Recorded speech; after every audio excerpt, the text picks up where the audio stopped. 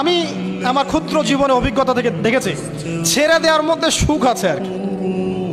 মনে করেন কেউ আপনি গালি দিয়েছে, তো আপনি অনেস্ট, আপনি সৎ এবং আপনি কোনো অন্যায় করেননি, আপনি মাজলুম, তারপরেও আল্লাহর সন্তুষ্টির জন্য ছেড়ে দিলে, আচ্ছা ছাক, কিছু দিয়েছে বা ওকে কিছু বললাম না, ছেড়ে দিন।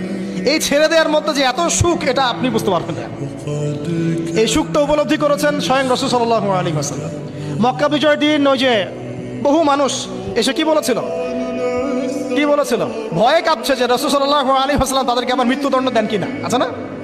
আল্লাহ নবী বললেন যে লা তাসরিবা আলাইকুমুল ইয়াউমা, তোমাদের উপর আজকে আমার কোনো অভিযোগ নাই, ওয়া আনতুমুত তুলাকা, তোমরা মুক্ত, যাও, ছেড়ে দিল। এটা শান্তি।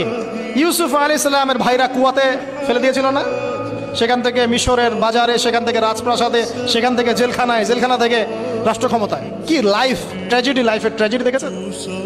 এখন ইউসুফ আলাইহিস সালাম যখন শেষে ভাই থেকে চিনলেন, তিনি কি ভাইদের প্রতি প্রতিশোধ নিয়েছেন? বলেছেন যাও, মাফ করে দিলাম, ছেড়ে। এটাই শান্তি।